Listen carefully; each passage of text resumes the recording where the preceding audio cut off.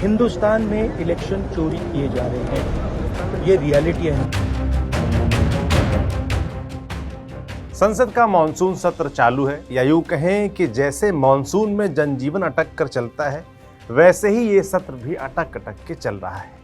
तो पूरी कार्रवाई आज क्या रही वो आपको बताते हैं, मगर पिछले 3 दिनों से विपक्ष ऑपरेशन सिंदूर, बिहार वोटर वेरिफिकेशन यानी कि SIR जैसे मुद्दों पर लगातार हंगामा कर रहा है।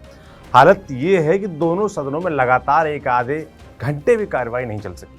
आज की बात करें तो संसद में बिहार वोटर वेरिफिकेशन मुद्दे पर खूब हंगामा हुआ। विपक्षी सांसद नारेबाजी करते हुए वेल में चले गए, काले कपड़े लहराए। लोकसभा स्पीकर ओम बिरला ने कहा, आप सड़क का व्यवहार संसद में ना करें। देखिए, मैं आपसे आग्रह करता हूं, संसद हमारी गौरवशाली लोकतंत्र की सर्वोच्च संस्था है। मेरा आपसे आग्रह रहता है कि संसद और संसद परिसर के अंदर अपना व्यवहार, अपना आचरण, अपनी कार्य पद्धति मर्यादित होना चाहिए।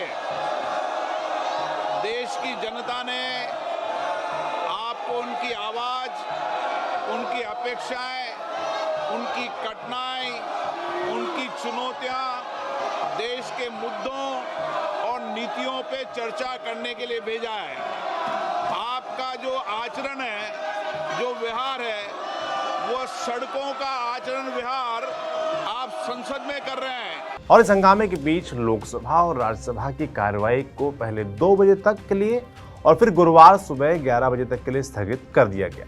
संसद के बाहर भी ये प्रदर्शन जारी रहा। विपक्ष के तमाम सांसद हाथों में तख्तियां लिए नारेबाजी करते हुए SIR का विरोध करते नजर आए। इसी दौरान अखिलेश यादव और राहुल गांधी जिस तरह मिले और अखिलेश ने राहुल को काला गमछा पहनाया, वो भी चर्चा में रहा। देखें,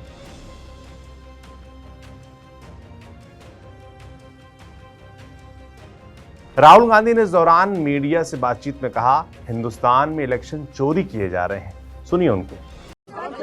सिर्फ 52 लाख की बात नहीं है, सिर्फ बिहार की बात नहीं है, महाराष्ट्र में इन्होंने चीटिंग की।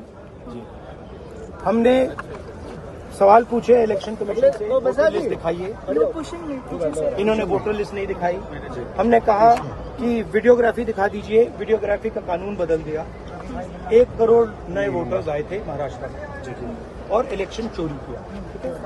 कर्नाटक में हमने रिसर्च की है थोड़ी, कर्नाटक में हमने भयंकर चोरी पकड़ी है। मैं ब्लैक एंड व्हाइट में आपको दिखाऊंगा, इलेक्शन कमीशन को दिखाऊंगा, ठीक है, ब्लैक एंड व्हाइट में कि कैसे चोरी की जाती है, कहां की जाती है।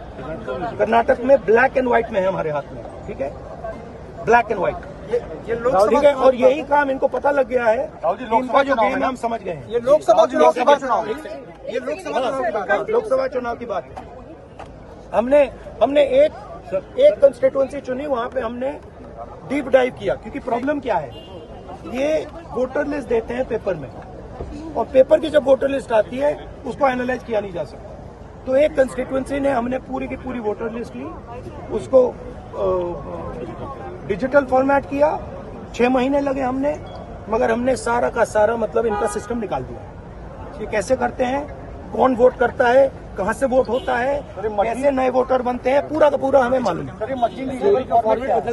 नहीं, अब इनको समझ आ गई बात, ठीक है।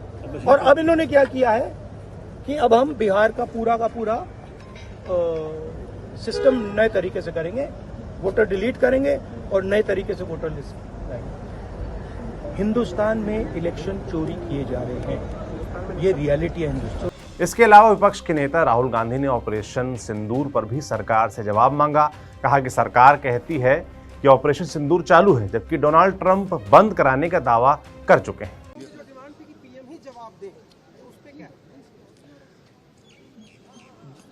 देंगे, बट पीएम का जवाब तो चल रहा है ना, ऑनगोइंग जवाब है। आप कह रहे हो कि ऑपरेशन सिंदूर ऑनगोइंग है, और फिर आप कह रहे हो विक्ट्री हो गई, या विक्ट्री हो गई या सिंदूर ऑनगोइंग है। और दूसरी साइड से ट्रंप कह रहा है कि भैया सिंदूर को मैंने बंद किया, सिंदूर को मैंने बंद किया, 25 बार बोला है।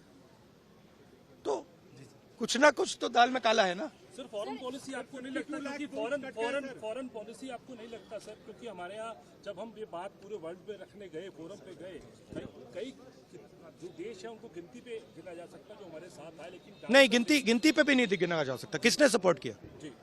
किसी ने भी। हमारी फॉरेन पॉलिसी की इन्होंने धज्जियां उड़ा दी हैं, किसी ने हमें सपोर्ट नहीं किया। हालांकि ऑपरेशन सिंदूर पर हंगामे के बीच इस पर एक बड़ा अपडेट है। इस मुद्दे पर चर्चा के लिए सरकार तैयार हो गई है। 28 जुलाई को लोकसभा तो 29 जुलाई को राज्यसभा में इस पर 16 घंटे बहस होगी। प्रधानमंत्री नरेंद्र मोदी भी इसमें हिस्सा लेंगे। विपक्ष के प्रदर्शन पर केंद्रीय कृषि मंत्री शिवराज सिंह चौहान ने सवाल खड़े किए। कहा, इंडिया ब्लॉक हुल्लड़ ब्लॉक बनकर रह गया है। सुनिए। इंडिया ब्लॉक ने लोकतंत्र को हुल्लड़, हंगामा और हुड़दंग तंत्र में बदल दिया है। इंडिया ब्लॉक हुल्लड़ ब्लॉक बन गया है। लोकतंत्र को शोर तंत्र में बदल रहे हैं, पाखंड कर रहे हैं। बाहर आते तो कहते चर्चा करो और अंदर चर्चा से भाग रहे हैं। कल मैंने हाथ जोड़कर विपक्ष से प्रार्थना की थी। कल 20 में से 11 सवाल किसानों के थे, गरीबों के थे, गांव के थे। प्राकृतिक आपदा पर सवाल था, किसानों की फसल खराब होने पर सवाल थे, प्रधानमंत्री किसान सम्मान निधि पे सवाल थे, फसल बीमा योजना पे सवाल थे, मनरेगा पर सवाल थे।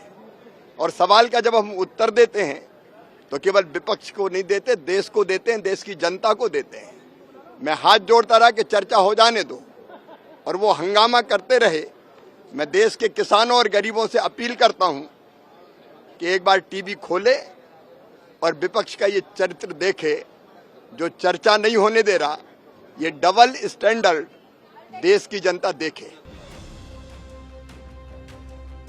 दूसरी तरफ जगदीप धनखड़ का इस्तीफा तो चर्चा का विषय बना ही हुआ है। राज्यसभा में भी आज डिप्टी चेयरमैन हरिवंश ने कार्रवाई कमान संभाल ली।